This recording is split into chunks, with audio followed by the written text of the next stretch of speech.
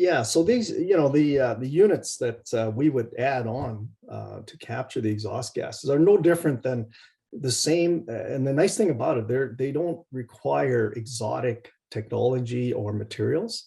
It's pretty standard materials that we use in gas plants and refineries and so on. And shelf life of those are 20 to 50 years, right? And a lot of those operating units can go for a long time. You may have to update them and do a little bit of obviously maintenance on them, but the materials are pretty standard. Like we're not talking about exotic steels or exotic minerals that we have to employ here. So that's the nice thing. Yeah. Yeah, and you would probably just, if you had to go with a new entry point, just tie it into the existing infrastructure, eh?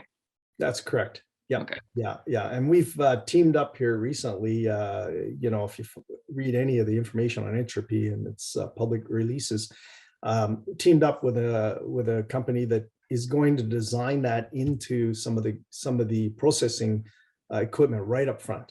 So instead of having to retrofit, anyone that's out there now that wants to build a new unit, engine, they're trying to build it right up front, right? Which would even make it more cost effective. So I think those things, as we get more of that happening through all the different industries and sectors, that's what's going to start making a material impact.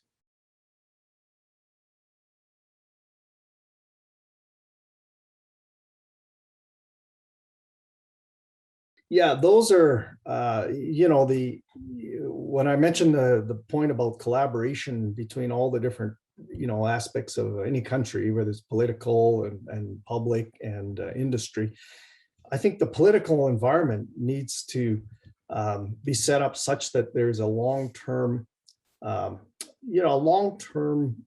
necessarily guarantee, but a long-term structure around each one of those, maybe if you want to call them incentivization aspects, right? So if you think about it, these projects need to go on like we just talked about, like they'll take years, right? And for them to adequately pay out over time, some of these are more like manufacturing, where when we drill an oil and gas well, depending on the price, we could get payout of those wells, like you pay out the cost of drilling it in sometimes like at these prices today, about a year or less. These are likely 5 to 10 year type projects or more, right? Where you put the investment in, and it takes a while, and that's not unusual for a lot of manufacturing or midstream type equipment that you have. But in order to have that, you talk about the regulatory environment, that has to be stable in that, if it's a carbon credit or a investment tax credit, so what those are is, financially trying to give some of these companies that are first movers and continue on with a long-term plan here, an ability to see that far out, because you're making capital commitments today, and you're going to continue to make those commitments for a long time. So what you need then is somebody to fund that, and whether it's the banks, they're going to help you finance that, or public investors, they're going to come back and say, well, what if this only, this idea of Canada going $170 carbon tax, what if a new government came in and they changed it, to 100 or 80? Well, then does the numbers all work? Well, may not, obviously isn't going to work the same. So that risk of, the framework needs to be very clear, and it also needs to be structured in such a way that it's there for, many years, right? So that people have confidence in it. Yeah. So I think that's the key behind, those aspects that you talked about, right?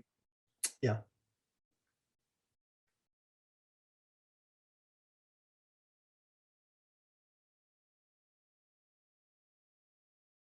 Newer projects and newer technologies, today a lot of people want to protect that technology they developed, right? They patent it, or make sure that it doesn't extend, get out there so others can replicate it without and change it without kind of you having some control of it. So I think that the key here is that, the companies that, let's say, we would get involved with, we sign confidential agreements with them to say, look, we're going to share, we're going to move down the step path here, and each step will share more and more of that technology and understanding, but they are under, an obligation not to share that with anybody else, right? Or take it to their own advantage and use, right? So I think some of those are going to happen initially, but I think um, some of the, as more success and magnitude of those projects come into existence, then some of that technology certainly becomes available to others, right? And but I think at, some of the early stages here, there is proprietary that people and companies want to hold on to for the first while.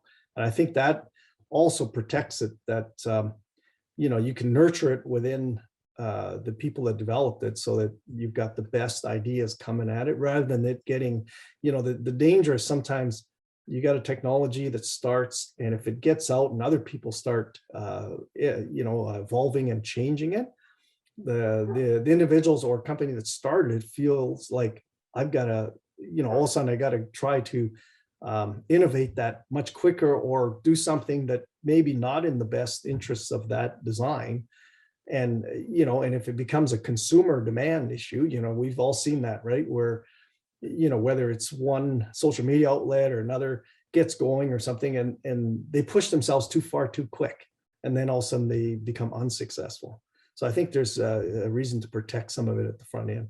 But I think that all these technologies will, and one of the things that we do need to think about is, just like in Canada, creating a center of excellence, right, for these technologies to reside at, and then share amongst the the people who can make a difference.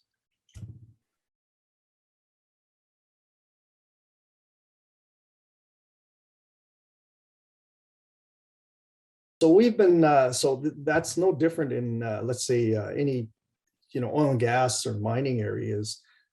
In oil and gas, we have for years captured like CO2, that comes out of the ground, like I talked about. There's also H2S in some areas where we produce.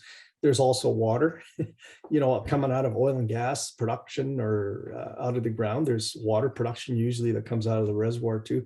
And we'll extract, those kind of components and put them back into the ground, into, either deep saline aquifers, or even some shallower ones. And the key behind that is, and it's well regulated in Alberta, and most of the provinces in Canada have very high regulations around, if you're going to put this stuff back into, and we'll do it through a well, right? We put it back through the well. You got to make sure that well integrity, the well bore, the steel that you put into that is all very isolated and contained, so that, and you're monitoring that to make sure there's no leakage and so on. So it's been done for, decades, right, in this business. And there's a lot of places that we can find, and we know that you can put it into different reservoirs in the ground, different formations, where it doesn't come back to surface, right, or any kind of leakage, right? So that, and so as that has evolved over decades here in Canada, US, and other areas, we've gotten better and better at it.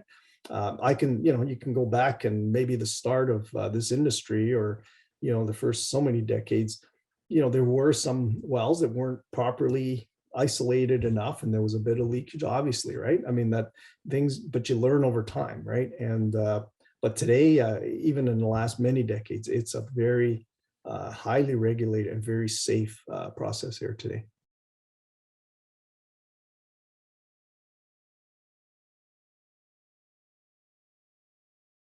I think the biggest holdback is, in most of the regulatory environments, whether it be Canada or the US or others, is just, and the US has gone a little further in that, and Europe has gone a little further.